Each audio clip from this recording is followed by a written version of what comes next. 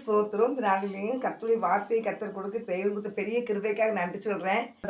சங்கீதம் 5ஆம் சங்கீதம் 1ஆம் வசனம் 2ஆம் வசனம் 3ஆம் வசனத்தை நீங்கள் பார்த்தீங்கன்னா, கர்த்தாவே என் வார்த்தைகளுக்கு செவிகொடும், என் தியானத்தை கவனியும். நான் உம்மிடத்தில் விண்ணப்பம் பண்ணுவேன். என் ராஜாவே, என் தேவனே, என் வேண்டுதலின் சத்தத்தை கேட்டருளும். கர்த்தாவே, காலையிலே என் சத்தத்தை கேட்டருளுவீர். காலையிலே உமக்கு நேரே வந்து ஆயத்தமாகி காத்திருப்பேன். காலையிலேயே உமக்கு நேரே வந்து இருந்துச்சு ஆயத்தமாகி நான் காத்திருப்பேன் அப்படின்னு சொல்லி தாவிதராஜ் சொல்லியிருப்பாரு. என் அன்பு சகோதரி சகோதரியே, அவர் முதல் வசனம் போட்டுக்கு என் வார்த்தைகளுக்கு செவி கொடுங்க, என் தியானத்தை நீ நிச்சயம் கவனியும் அப்படின்னு இருக்கிறாரு. ஆண்டுடைய பிள்ளைகளாக இருக்கிறீங்க. நிறைய நேரம் தேவனுடைய வார்த்தையை நினச்சிருக்கோம், தியானிக்கிறோம். ஆனால் தேவன் நம்மளுக்கு வார்த்தையை கவனிக்காரா இல்லையான்னு சொல்லி நிறைய பேர் சொல்லுவாங்க. ஆண்டவர் எனக்கெல்லாம் சத்தத்துக்கு செவி கொடுக்க மாட்டாங்க ஏசப்பா அப்படிம்பாங்க. எல்லாரும் சத்தத்துக்கும் அவர் செவி கொடுப்பாரு. அதனால் தேவ பிள்ளைகளை நீங்கள் எதையும் குறித்து கவலைப்படாதீங்க. நான் உண்மையிற்கு விண்ணப்பம் பண்ணுவேன். என் ராஜாவே, என் தேவனை, என் வேண்டுதலின் சத்தத்தை கேட்டருளுவேன். அவர் எப்பேற்பட்ட மக்களுடைய சத்தத்தை அவர் கேட்பார். நெருக்கத்தில் இருக்கிற மக்கள் அவர் விட மாட்டார். அவர் திக்கற்ற பிள்ளைகளை கைவிடாத தேவன் தான். யாரையும் அவர் கைவிடவே மாட்டார். ஏசப்பா வந்து எல்லா பிள்ளைகளையும் நேசிக்கிறாங்க. அதனால் எல்லார் மேலேயும் அவர் அன்பு வச்சுருக்கிறாரு. அதனால் கர்த்தருடைய பிள்ளைகளாகிறீங்க, ஆண்டவர் என்னை விட்டுட்டாரு அப்படின்னு நீங்கள் நினைக்காதீங்க. ஆண்டவர் உங்களை விடவே மாட்டார். அவருடைய செல்ல பிள்ளைகள் தான் நம்ம எல்லாருமே. ரத்தத்தால் கழுவப்பட்ட எல்லா பிள்ளைகளுமே அவர் செல்ல பிள்ளைகள் தான்.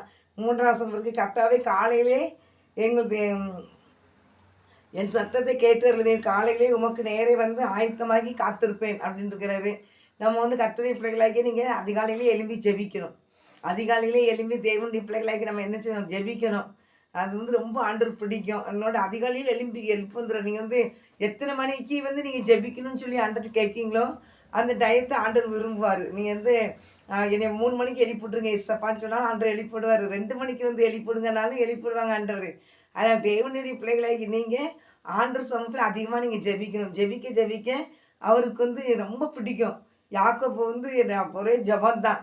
அதே போல தான் நாட்களில் தாவீது எப்பவும் ஜபந்தான் பண்ணிக்கிட்டே இருப்பார். ஏசப்பாவும் எப்பவும் ஜபம் பண்ணிக்கிட்டே தான் இருப்பாங்க. அது கர்த்தருடைய பிள்ளைகளே இன்றைக்கி நிறைய பிள்ளைகளுக்கு ஆசீர்வாதம் கம்மியாக இருக்குன்னா அவங்க அண்ணால் கூட நினச்சி எங்கள் குழந்தை இல்லைன்னு சொல்லி தேவ ஆலயத்தில் போய் ஜெபம் பண்ணாங்க. ஒரு குழந்தைய அவங்க ஆண்டவர்கிட்ட கேட்டாங்க. ஆண்டவர் வந்து ஒரு குழந்தைய நான் சச்சேன் ஆலயத்தில் நான் விடுறேன், இப்படி ஊழியத்தை செய்ய கொடுக்கேன் அப்படின்னு சொல்லும்போது ஆண்டவர் அதுக்கப்புறம் 5 பிள்ளைகளை பெற்றெடுக்க கர்த்தர் கிருபை செய்தார். அதான் தேவனுடைய பிள்ளைகளை நீங்கள் உங்களுக்கு எந்த ஒரு ஆசீர்வாதம் வேணும்னாலும் ஏசப்பாட்டு வந்து நீங்கள் நினச்சிங்க தேவனுடைய ஆலயத்துக்கு வாங்க. ஆலயத்தில் வந்து நீங்கள் முழங்கால் போட்டு நீங்கள் ஆண்டுகிட்ட சொல்லுங்கள். அந்த காரியத்தை ஆண்டவர் ஜெயமாய் கர்த்தர் மாற்றுவார். நான் கர்த்தருடைய பிள்ளைகளை நீங்கள் நம்மளை ஆண்டவர் ஆசீர்வதிக்க மாட்டார்.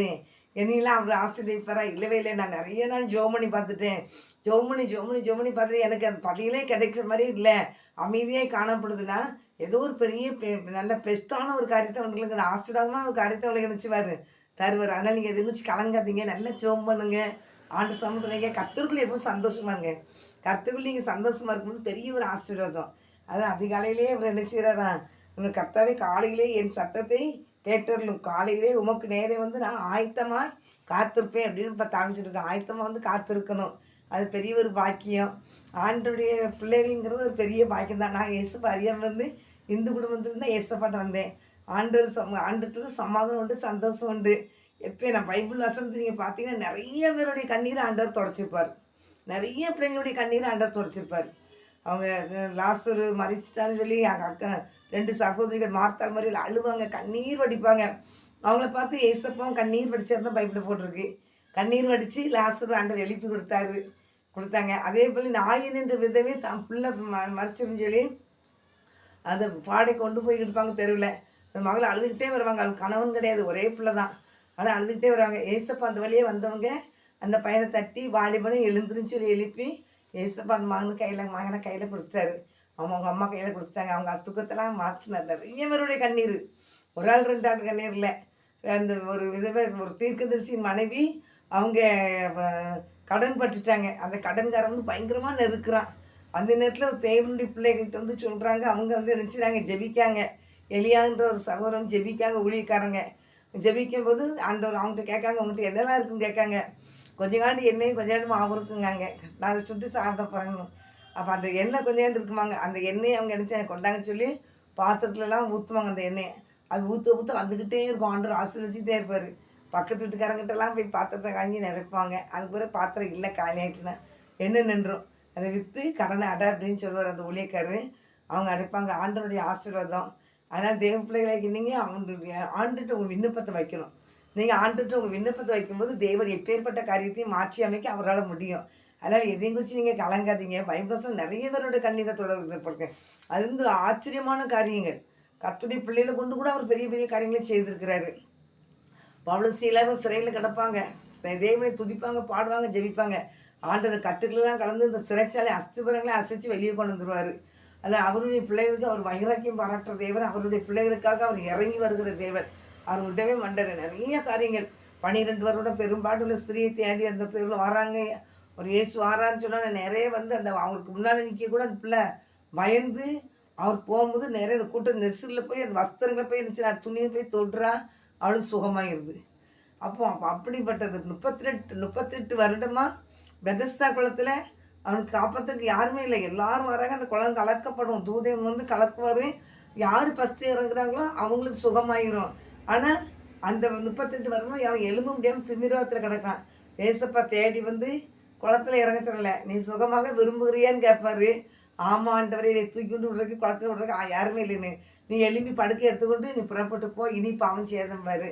அதில் எந்தெந்த ஒரு பாவத்தினாலும் வியாதிகள் வரும். அதனால் எந்தெந்த பாவங்களுக்கும் நம்ம அநியாயமாக வட்டி வாங்கினாலும் அது பெரிய பாவம் தான். அதனால் அடுத்தவங்க குடும்பத்தை கெடுக்கிற பெரிய பெரிய பாவங்கள் அதெல்லாம் நினச்சி அவங்கள நோயாக்கிறோம். அதனால் தேவ பிள்ளைங்களை நீங்களாக இருந்தாலும் சரி தான், ஏசப்பா அறியாத பிள்ளைங்களாக இருந்தாலும் சரி தான், ரொம்ப ஜாக்கிரதையாக இருங்க. கர்த்தர் பெரிய காரியங்களை செய்வார். அவர் வந்து நீங்கள் கூப்பிட்ற உண்மையை நோக்கி கூப்பிட்ற யாருக்கும் ஒரு சபியமாக இருக்கிறாரு. அதனால் கர்த்தரை பிள்ளைகளாகி நீங்கள் அவர் கூப்பிடும்போது அவர் சபியமாக இருக்கிறதுனால அவர்கிட்ட உங்கள் விண்ணப்பத்தெல்லாம் சொல்லுங்கள். கொஞ்சம் காத்திருக்க வேண்டியது வந்துச்சுன்னாலும் பொறுமையும் காத்துருங்க. அதுலேயும் உங்களுக்கு ஒரு ஆசீர்வாதம் தந்துக்கிட்டே தான் இருப்பார். உங்களை அறியாமே ஒரு பெரிய சமாதானம், சந்தோஷம் வரும், ஆசீர்வாதம் வரும். நமக்கு தான் இருந்த நிலைமையில இருந்த மாதிரி இருக்கும். ஆனால் அந்த ஆண்டவரை நோக்கி கூப்பிடுறதுக்கு முன்னாடி எப்படி இருந்தீங்க, ஏசப்பா கூப்பிட்ட பிறகு எப்படி இருக்கீங்கிறது நீங்கள் சிந்திச்சு பார்க்கணும். அதில் நாள் வரும்போது ஆண்டவர் பெரிய காரியங்களை உங்களை செய்வார். 2 நாளாக காத்திருப்பது இருதயத்தை இலக்கிய பண்ணும். விரும்பினது வரும்போது ஜீவ விருட்சம் போல் இருக்குன்னு பைபிள் வருங்க. விரும்பினது வரும்போது ஜீவ விருட்சம் போல் இருக்கும். நீங்கள் கலங்காதீங்க. ஆண்டவர் உங்களை ஆசீர்வதிப்பார். பைபிளை வாங்கி படிங்க. பைபிளில் நிறைய காரியங்களை சின்ன பைபிள் உண்டு. பேக்கு மாடியில் வச்சுட்டு வந்துட்டேன். அதனால் இங்கேருந்து பெரிய பைபிளை தூக்கி வச்சுட்டு நினச்சேன். தேவனுடைய வார்த்தை கொடுத்தேன்.